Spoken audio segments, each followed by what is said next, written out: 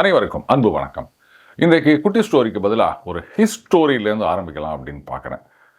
காங்கிரஸால தான் இப்படி ஆச்சு, தாவேகா அது பி டீமாக செயல்பட்டது, அதனால் இப்படி ஆயிடுச்சு. இந்த மத்திய அரசு நிறுவனங்கள் சிபிஐ, இடி, ஐடி அதையெல்லாம் வச்சு பொய் வழக்குகள் போட்டு ஒரு அவதூறு பிரச்சாரம் நடந்தது, அதனால தான் இப்படி ஆயிடுச்சு. அதுக்கப்புறமா மதவாத சக்திகள், ஆமாம், இதுங்க மக்களிடையே அந்த மத உணர்ச்சிகளை தூண்டிவிட்டு இந்த மாதிரி பண்ணிட்டாங்க அப்படி சொல்லலாம். எல்லாத்துக்கும் மேலே இந்த எஸ்ஐஆர் அப்படின்னு கொண்டு வந்து கிட்டத்தட்ட 80 லட்சம் 90 லட்சம் எங்களுக்கு வர வேண்டிய வாக்குகளை திருடி விட்டார்கள், அதனாலையும் இப்படி ஆயிடுச்சின்னு சொல்லலாம். மொத்தம் 5 ஆச்சா. கடைசியாக அந்த பஞ்ச் தந்திரத்தை ஃபாலோ பண்ணவில்லை, அதனால இப்படி ஆயிடுச்சின்னு கூட சொல்லலாம். சார், பஞ்சதந்திரம் கேள்விப்பட்டிருக்கோம், அதனால் பஞ்சு தந்திரம் பேசும்போதே ஸ்பெல்லிங் மிஸ்டேக்கா அப்படின்னு கேட்காதீங்க. 2024 பாராளுமன்ற தேர்தலுக்கு முன்னாடி நம்ம ஒரு விலையில்லா ஆலோசனை திருப்பி சொல்லிட்டு இருந்தோம். அஃப்கோர்ஸ் அதை யாரும் கேட்கல. வீட்லேயே பல நேரம் நம்ம சொல்கிறத கேட்கல, அப்புறம் தானே நாட்டில் கேட்க போகிறாங்க. அதாவது இந்த 40 தொகுதிகளில் ஒரு 5 தொகுதிகளை செலக்ட் பண்ணி திமுக என்ன பண்ணியிருக்கணும், அதாவது பாஜக வெர்சஸ் திமுகவின் கூட்டணி கட்சிகள் அப்படி இருக்கிற மாதிரி இடங்களாக செலக்ட் பண்ணி அந்த இடங்களில் பாஜகவை ஜெயிக்க விட்டுருக்கணும். அப்படி பண்ணியிருந்தாங்கன்னா 2026 மட்டும் இல்லை, அதுக்கப்புறம் வர அத்தனை எலெக்ஷனும் அவங்களுக்கு சுலபமாக இருந்திருக்கும், ஒரு கேக் வாக்காக இருந்திருக்கும். அப்படி பண்ணாமல் கிளீன் ஸ்வீப் அடித்தா 26லேருந்து அவங்களுக்கு சிக்கல் ஆரம்பம் அப்படின்னு நம்ம அன்றைக்கே ஒரு ஜோசியம் சொல்லியிருந்தோங்க. அது நடக்கவில்லை. 40 அவங்க கிளீனாக அடித்து தூக்கிட்டாங்க. இன்னைக்கு அதனுடைய பலனைத்தான் அனுபவித்து கொண்டிருக்கின்றார்கள். என்ன சார், அவ்வளோ ஒரு கிளீன் ஸ்வீப்பு, அதை போயிட்டு நீங்கள் சிக்கல்னு சொல்கிறீங்களான்னா இப்போ என்ன நடக்குது? இப்போது 26ல் இந்த கூட்டணி அப்படியே இருந்து மறுபடியும் திமுகவே ஆட்சிக்கு வந்துவிட்டது அப்படின்னு சொன்னால் அப்புறம் அதிமுக ஒன்றும் இல்லாமல் போயிடும். 26க்கு அப்புறம் தாவேகாவும் காணாமல் போயிடும். பாஜகவும் இப்போ இங்கே ஜூனியர் பார்ட்னர் தான் இருக்குது அதிமுகவில். அப்போது இஃபட்டால் அங்கே ரிமைனிங் ஃபோர்ஸ் அப்படின்னா பாஜகவாகத்தான் இருக்க முடியும், அதுவும் பலமிழந்த பாஜக. இந்த சிச்சுவேஷனில் திமுக கூட்டணி கட்சிகள் அவங்க 26 தேர்தலுக்கு அப்புறம் இல்லைங்க பஞ்சாயத்து தேர்தலில் இடம் கொடுக்குறோம், இல்லை கேரளாவில் கர்நாடகாவில் இடம் கொடுக்குறோம் அப்படின்னு சொன்னாலும் வாங்கி கொள்ள வேண்டிய நிலைமை. ஏன்னா போகிறதுக்கு வேறு ஆப்பர்ச்சுனிட்டி கிடையாது. அதிமுக தாவேகா ஒன்றும் இல்லாமல் போயிட்டுருக்கோம். ரிமைனிங் ஃபோர்ஸாக பாஜக மட்டும்தான் இருக்கும், அது பக்கம் அவங்க போக முடியாது. ஸோ இன் அதர் வேர்ட்ஸ், திமுகவில் இருக்க கூட்டணி கட்சிகளுக்கு இந்த முறை திமுக தோக்கிறது தான் பெட்டர். ஸோ இந்த 26 தேர்தலை பொறுத்த வரைக்கும் திமுகவின் கூட்டணி கட்சிகள் அவங்க இந்த எலெக்ஷனில் ஜெயிக்கிறாங்களா, எத்தனை எம்எல்ஏ சீட்டு கொடுக்குறாங்க, அதில் எத்தனை ஜெயிக்கிறாங்க, அதெல்லாம் முக்கியமே கிடையாது. இந்த கூட்டணி கட்சிகள் சர்வைவ் ஆகணும், மியர் சர்வைவல், வளர்ச்சி கூட கிடையாது, தொடர்ந்து நீடிக்கணும் இங்கே அரசியல் களத்தில் ரெலவெண்ட் ஃபோர்ஸா அப்படின்னு சொன்னால் நிச்சயமாக திமுக தோற்றால் தான் அது நடக்கும். திமுக ஜெயித்ததுன்னு சொன்னால் கூட்டணி கட்சிகள் எப்படி புளிய மரத்துக்கு அடியில் எந்த செடியும் வளராதோ அந்த மாதிரி அதுக்கப்புறம் டோட்டலாக இரலவெண்ட் ஆயிடுவாங்க. அப்படியே பல்லக்கு தூக்கினே இருக்க வேண்டியது தான், கூஜா தூக்கினே இருக்க வேண்டியதுதான். இதுதான் நிலைமை. இது கூட்டணி கட்சிகளுக்கு நன்றாக தெரிந்திருக்கின்றது, குறிப்பாக காங்கிரஸுக்கு தெரிந்திருக்கின்றது. அதனால தான் இன்னைக்கு ஏகப்பட்ட குழப்பங்களை உண்டாக்கி கொண்டிருக்கின்றார்கள். திமுகவை பொறுத்த வரைக்கும் நம்ம டைட்டிலில் சொல்லியிருந்த மாதிரி, இப்போது டைட்டிலுக்கு வந்தோமே, நல்லா ஆடிட்டு வந்திருக்காங்க, நல்லா ரன்ஸ் எடுத்து வச்சுருக்காங்க. கடைசி ஓவரு 6 பாலில் 4 ரன்னு தான் எடுக்கணும். அவங்க 6 பாலில் 36 ரன் எடுத்து ஜெயிச்சதெல்லாம் இருக்குது சரித்திரம். ஆனால் 4 பால் அப்படின்னும் போது அப்படியே கேஷுவலாக என்னவை எப்படியும் ஒரு 2 நோ பாலாக தான் போட மாட்டானா, இல்லை 2 வைடு போட மாட்டானா டென்ஷனில், அப்படி கேஷுவலாக ஆடுறதை விட்டுட்டு ரொம்ப பதட்டத்தில் இருக்காங்க. அதனால தான் தோற்பதற்கான வாய்ப்புகள் ரொம்ப பிரகாசமாக இருக்குது. இது அவங்களுடைய தப்பு தான். திமுகவை பொறுத்த வரைக்கும் அவங்க சில விஷயங்களை இது நல்லது, இது சரியானது அப்படின்னு நினச்சிட்டு செய்வாங்க. ஆனால் அதுதான் அவங்களுக்கு பிரச்சனையாக மாறுகின்றது. உதாரணத்துக்கு திமுக ஆட்சிக்கு வந்ததுன்னு சொன்னால் அவங்களுக்கு ஆதரவாளர்கள் அப்படின்னு ஒரு பெரிய குரூப் இருக்குங்க. அவங்களையெல்லாம் திமுக நல்லா கவனித்து மரியாதை செய்கிறாங்க. அதெல்லாம் நான் தப்பு சொல்லலை. ஆனால் அதுதான் இப்போ சிக்கல் ஆகுது. என்ன ஆகுதுன்னா, இந்த குரூப்புகள் எல்லாம் தேவையில்லாமல் எல்லா இடத்துலையும் பார்த்தீங்களா நாங்கள் ஆட்சியில் இருக்கோம் அப்படின்ற ஒரு ஈகோவில், மமதையில் எல்லா இடத்துலையும் வம்பு வளர்த்துட்ருக்காங்க. இது என்ன சார், இது சோஷியல் மீடியாவில் யார் யாரோட சண்டை போடல அப்படின்னா அப்படி கிடையாதுங்க. இவங்கெல்லாம் திமுக ஆதரவு பெற்றவர்கள் அப்படின்ற முத்திரை பளிச்சுன்னு கண்ணுக்கு தெரியுது. அப்போது அவங்க ஏதாவது ஏடா கூடமா பேசும்போது இல்லை யாரோடையாவது சண்டை வலிக்கும் போது அது திமுக பண்ணுவதாகத்தான் வந்து மக்கள் மத்தியில் போய் சேருது. சார் சோஷியல் மீடியா சண்டையெல்லாம் வருங்க அப்படிலாம் நினைக்காதீங்க. சோஷியல் மீடியாவில் இருக்கவங்க குறைந்தவர்கள் தான், நான் இல்லைன்னு சொல்லலை. ஆனால் அதனுடைய வெளிப்பாடாகட்டும் அண்டு சோஷியல் மீடியா தவிர மற்ற விஷயங்களில் வெளிவருகின்றது, பேப்பரில் வர விஷயங்கள், இந்த மாதிரி விஷயங்கள் இதெல்லாமும் சேர்ந்து திமுகவை டேமேஜ் பண்ணிட்டு இருக்கு. திமுகவை பொறுத்த வரைக்கும் ரைட்டு, இவங்கெல்லாம் வந்து நமது ஆதரவாளர்கள் அப்படின்னு அவங்களுக்கு கூடுமான வரைக்கும் என்னெல்லாம் செய்ய முடியுமோ செய்கிறாங்க. ஆனால் திருப்பி இவங்க வச்சு செய்கிறாங்க. அடுத்தது ஒரு எக்கோ சேம்பருக்குள்ளே மாட்டிக்கிறாங்க. என்ன நடக்குது கிரவுண்டில் வந்து மக்கள் என்ன ஃபீல் பண்ணுறாங்க அப்படின்றது அந்த பக்கம் போய் சேர மாட்டுது. ஏன்னா சுற்றி இருக்கவங்களாம் உட்காந்திங்கன்னா ஆரம்பமே அதிரடி, அருமையான சரவடி அப்படின்னு முதல் நாள்லேருந்து ஆரம்பித்தாங்க இல்லையா, அதையே கடைசி வரைக்கும் மெயின்டைன் பண்ணிட்டு இருக்காங்க. எது அவங்க காதில் போய் விழணுமோ, இந்தந்த இடத்துலலாம் பிரச்சனை இருக்குது, இதெல்லாம் வந்து மக்கள் எதிர்பார்க்குறாங்க, அது நிறைவேறவில்லை, அதனால் அதிருப்தியில் இருக்காங்க, இந்த அதிருப்தின்றது எதிர்ப்பாக மாறுவதற்கு முன்னாடி நாம் சரி பண்ணணும், இந்த விஷயம்லாம் அங்கே போய் சேர்றதே கிடையாது. ஏன்னா இந்த குரூப் சுற்றி உக்காந்துக்கின்னு என்ன நீங்கள் அப்படியே ஜனங்கள்லாம் இன்னும் சந்தோஷமாகறாங்க தெரியுமா, இதோ இப்போ கூட வந்து பொங்கல் பரிசு 3000 ரூபா அப்படின்னு சொன்னால் அவ்வளோதான், ஜனங்கள்லாம் அப்படியே வேற சான்ஸே கிடையாது, அள்ளி குத்த போகிறாங்க. எப்படா வந்து எலெக்ஷன் வரப்போது உதயசூரியனில் போய் நம்ம கையை இல்லை விரலை வச்சு அழுத்த போகிறோம் அப்படின்னு காத்து நிற்கிறாங்க. இப்படித்தான் ஒரு இம்ப்ரெஷனை நெரேட்டிவை செட் பண்ணி நிற்கிறாங்க. அடுத்தது திமுக வந்து 67, 71 இதுக்கப்புறம் வந்து இரண்டாவது முறையாக ஆட்சிக்கு வந்ததில்லை.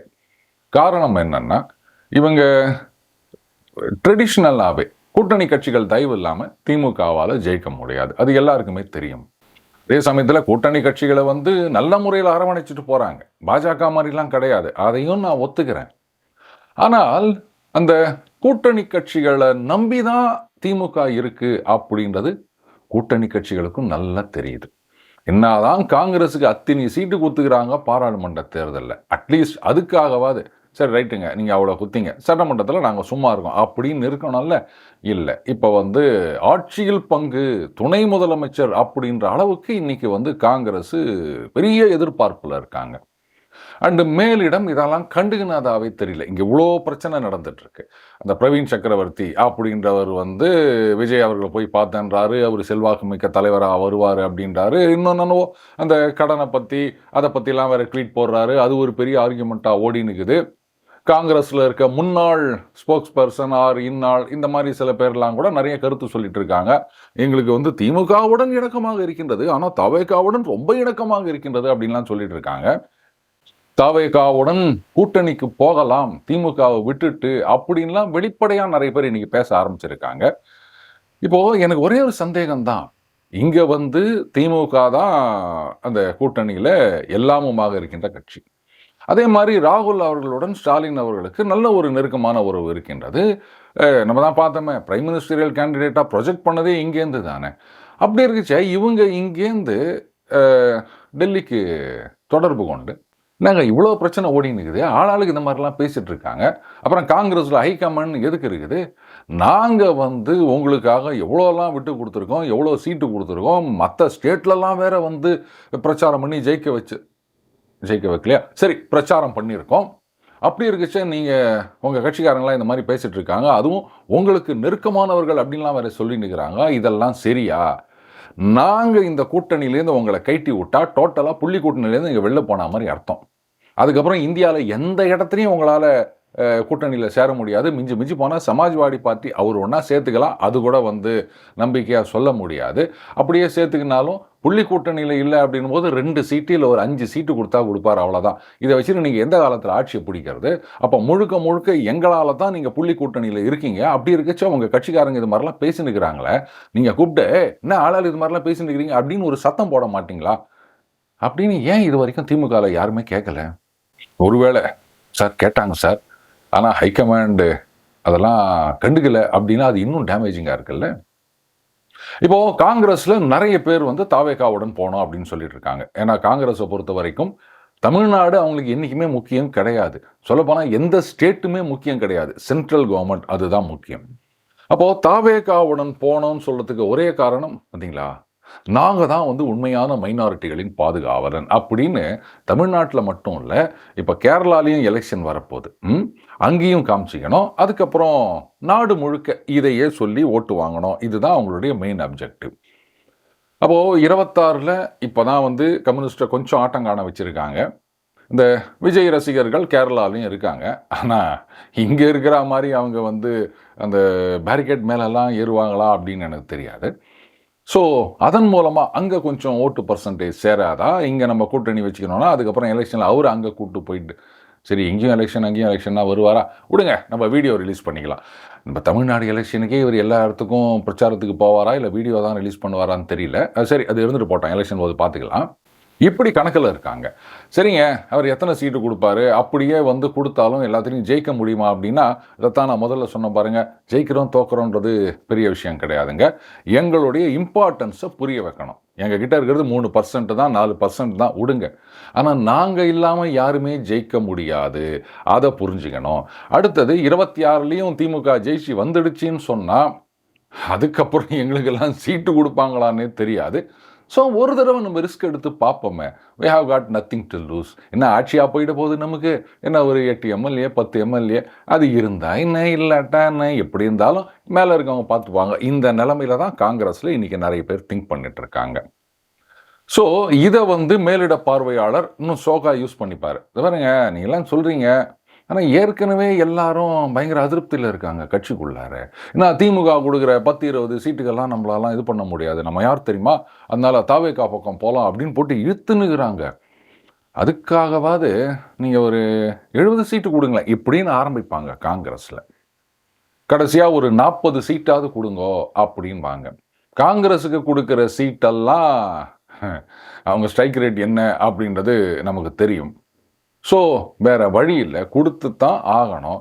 அதெல்லாம் கொடுக்க முடியாதுங்க, நாங்கள் வந்து 20 சீட்டு தான் கொடுப்போம், வேணா வந்து ஒரு 30 சீட்டு ஒன்றா கொடுக்குறோம் அப்படின்னா முறிக்குன்னு இங்கேருந்து சில பேர் அந்த பக்கம் தாவேகா பக்கம் போயிடுவாங்க.